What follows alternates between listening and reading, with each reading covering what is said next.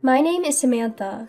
It's been 4 years since I graduated from vet school, and now I'm a 28-year-old working at a dog specialist clinic. Currently, I live alone near the clinic to manage the night shift, but my 6-year older brother and my 2-year younger brother visit me on their way to and from work and on holidays bringing me home-cooked meals from our mother. Considering I'm not too skilled in the kitchen, I'm truly grateful. The other day, my brother Mark swung by after work. "Hey, you about to finish your shift? I have something to discuss, so how about grabbing dinner together?" he said. Sounds good, but I'm beat from being on my feet all day. How about we get takeout and eat at my place? I replied. Fair enough. Then lend me your keys. I'll pick up something from the food court at the mall nearby, he said. Okay, and sorry if it's a bit messy in there. Haha.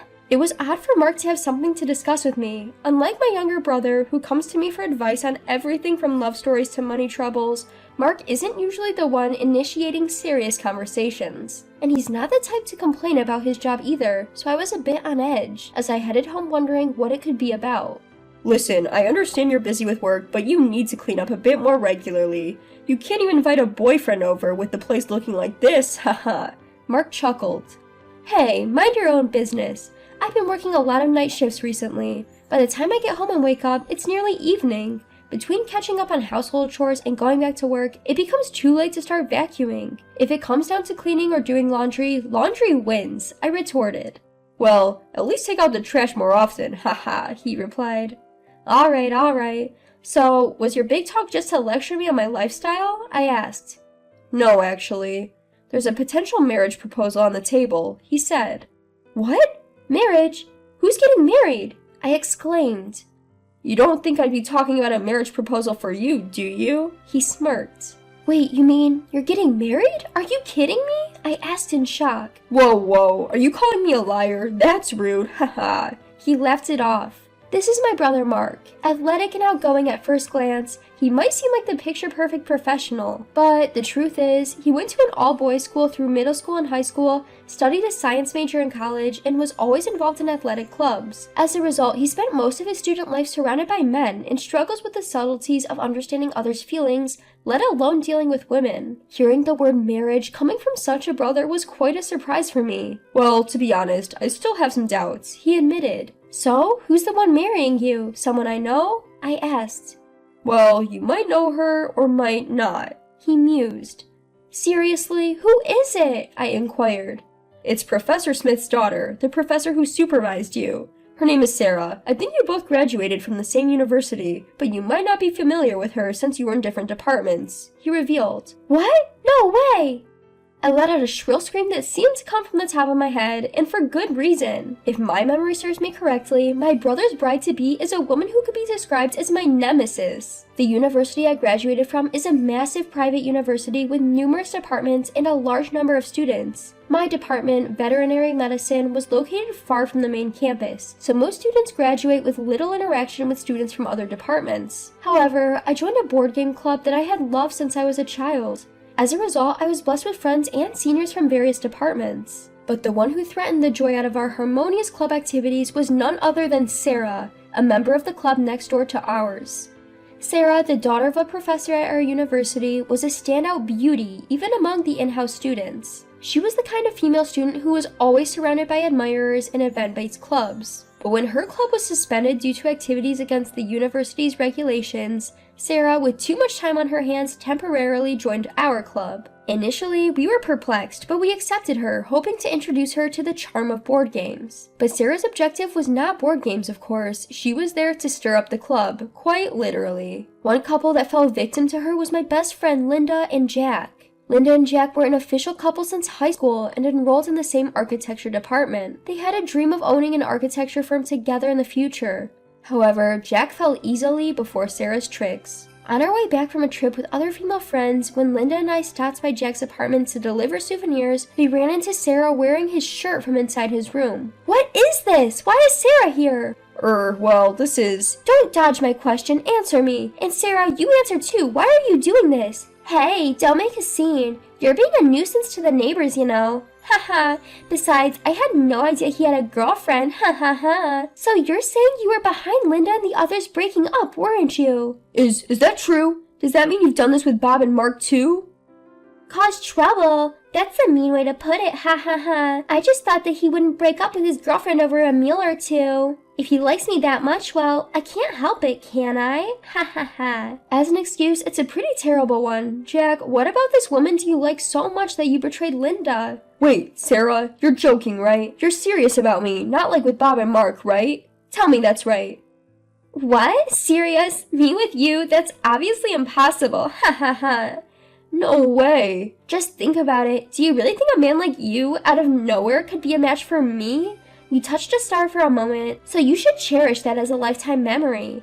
Oh, but maybe you used up your lifetime's luck. Ha ha ha. As Jack crumbled, Sarah quickly changed her clothes and came over to where Linda and I were standing with grim faces at the entrance. Then, pushing crying Jack towards us, she said, this is just too much trouble. Here, take him back, will ya? Ha ha. Besides, I don't remember making him mine. Ha ha ha. Stunned by her words, we watched as she added, I'd be bothered if he kept acting like a boyfriend, so it might be better if you just take him back. You two should get back together. Recycle, reuse? Whatever you want, haha. Before she walked away toward the main street. After that, I dragged Linda to her apartment and we took turns staying over until her emotions settled. In the end, Linda and Jack broke up and Jack dropped out of university. In the end, the group was filled with people who had been messed with by Sarah and became ex-couples with a similar history, leading to an awkward atmosphere and members quitting one after another, causing the club to collapse. Frankly, I have nothing but memories of the latter half of my fun college days being ruined by Sarah. It was quite a shock when the topic of marriage between Sarah and my brother came up. When I asked, how on earth did you two meet? My brother said, well, it's not so much that we met, but the vice president of a client company I'm working with said, I have a niece who hasn't gotten married yet, would you like to meet her? And since I didn't have a reason to refuse and I wasn't dating anyone, I agreed to meet her. For some reason, she liked me, and things just went really fast from there. Huh, but are you okay with that, bro? I think marriage is a pretty big decision. Honestly, I don't really care either way, haha, he said rather casually. Actually, my brother Mark has a somewhat careless, hands-off attitude when it comes to important decisions, even though he doesn't appear to take them seriously. And when he realizes the consequences of his decisions aren't good for him, he has no problem cutting his losses and moving on without any shame. He hardly ever considers how much trouble he causes to those around him. It's really unbearable for those who get caught up in his mess. But if you think about it, as long as there's no malice involved, it's only slightly better than Sarah, who is just as irresponsible in her own way. At this point, it might be wise to leave them alone unless the sparks fall on us. Huh? Did you say something? Nope, it's nothing. After that, the marriage talks between Mark and Sarah were officially confirmed, and the two families proceeded with formalities like meeting each other and exchanging gifts. Unfortunately, or maybe fortunately, I had a hard time taking weekends off, so I was unable to attend any of those events, and the day of Mark's wedding came. On that auspicious day blessed with clear weather, I had finally managed to take a day off to attend Mark's wedding. First, there was a pre-wedding photo shoot at the chapel in the hotel, and since the photographer allowed the family members to take pictures with their cameras and smartphones, the photo shoot started with both families watching. Sarah and Mark, dressed in a tailcoat and wedding dress, made quite the picturesque couple. I was busy taking photos myself when, several times, my eyes met Sarah's through the camera lens. After the photo shoot went smoothly, we had a quick rehearsal for the ceremony, and then it was time for family introductions. The groom's side introduction started with my father, and when it was my turn, Sarah's expression changed for a moment. The bride's side introduction went smoothly as well, and during the break before the ceremony, I was talking with other family members in the waiting room when a staff member brought a note from Sarah calling for me. When I went to the bride's waiting room, she said,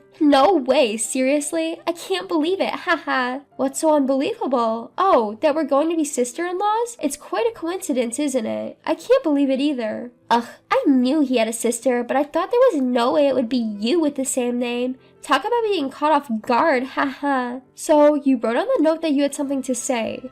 Then, seemingly irked, Sarah smacked the table with a bang. However, I no longer had any need to care about Sarah. "I don't want to see your smug face throughout this whole wedding ceremony and reception. You've finally become a vet, right? You've always excused yourself from participating in events because of work, so why don't you just go make up some excuse about being called in urgently and go home right now? You look better in your grubby white coat than in a dress you're not used to wearing after all." I was momentarily taken aback, but on reflection, there was indeed no need for me to grace the event with my presence. So, with a broad smile like a waiter at some bar, I gladly left the bride's waiting room saying, Sure thing, with pleasure. At the cloakroom, I collected my coat and promptly set off home. However, the next day, Sarah, who was supposed to be going on her honeymoon, showed up at the animal hospital where I work, all alone, and began to scream at me. Hey, what's the deal? Why are you acquainted with my uncles?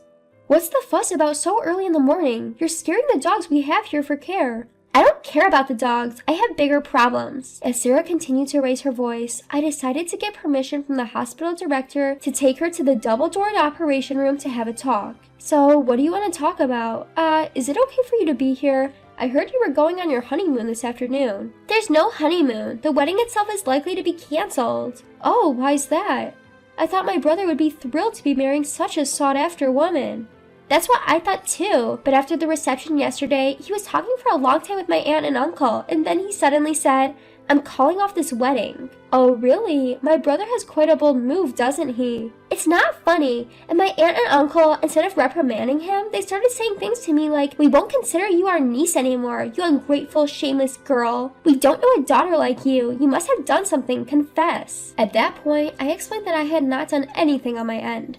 Just that I happened to know Sarah's aunt and uncle. After the family introductions, I had a conversation with them saying, what a coincidence, and was then told by Sarah to go home, so I just went home. But then I got a message from Sarah's aunt and uncle, who found it strange that I didn't attend the wedding or reception, and I just answered honestly to their questions. Honestly, what did you tell them?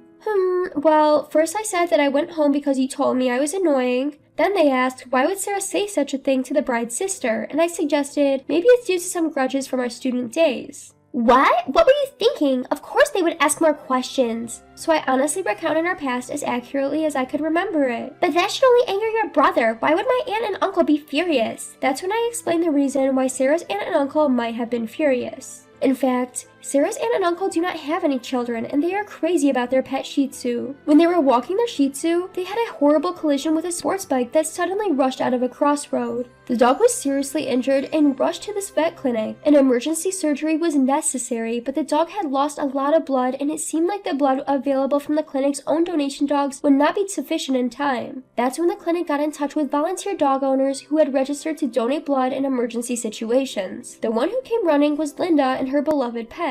Linda is an architect designer working for a major company after her graduation. She adopted a puppy born at the home of a client she had become friendly with and kept it as a pet. Thanks to Linda's dog, the Shih Tzu surgery was a success. As a token of their deep gratitude, the couple requested Linda's company to renovate their vacation house. They got even closer to Linda and were enraged when they heard her complain while she was tipsy about a shameless woman who ruined her relationship with her college boyfriend. However, they hadn't asked Linda for the name of the woman, considering it inappropriate. When they heard my story, they realized that the shameless woman was their own niece, Sarah. Then they confessed everything to my parents, my brother, and Sarah's parents while also declaring the disownment of Sarah. My brother, for whom Sarah was a precious niece of a major client, no longer saw any point in marrying her, as her value as a sales point vanished. However, I didn't understand why Sarah's parents were also furious and kicked their daughter out. After all, Sarah's father, Professor Smith, was also my teacher back in college, was known for his deep love for his daughter, and had always been the one to clean up her messes. My father is also close to retirement. He was planning to open a vet clinic.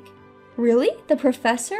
But setting up a clinic, securing parking space and all, the costs are tremendous. There's no way he could cover all that with just his retirement money. He was planning to ask his brother for a loan. But now, after all this, they are saying this is all because you failed to raise your daughter properly, and it looks like they won't lend him any money. That's why they are all cutting ties with me. It seems like it's too late for them to realize their mistake though, ha. Stop joking around and help me out. I don't think I can do anything about this. Please, I'll do anything. I'll even kneel down. I don't know how much your kneeling is worth, but I really don't need that, huh? Even after that, she kept begging me tearfully, but in the end, the clinic's director had to call the cops to stop her from causing a disturbance. Reluctantly, she left. When Sarah realized she couldn't persuade me, she ran to my brother, Mark, and to her aunt and uncle, begging them while crying. But they didn't listen to her. Moreover, Sarah's bad reputation spread from her aunt and uncle to her relatives and from the relatives to the other people she knew, until nobody paid any attention to her anymore. She quit her job and started living in an old apartment managed by a distant relative that her image-conscious parents rented for her. As for me, I'm busy every day with my job as a vet, which I believe is my true calling. On the other hand, my unrepentant brother Mark seems quite pleased, saying, "Now that I've become a man who can no longer dream of marriage, People might sympathize with me, but at least I won't have to deal with any unnecessary meddling. Our parents seem to have a headache with their children, including my younger brother, who don't seem to have any prospects for romantic relationships, but they believe that everything happens for a reason. So, they decide to take it easy and not rush things.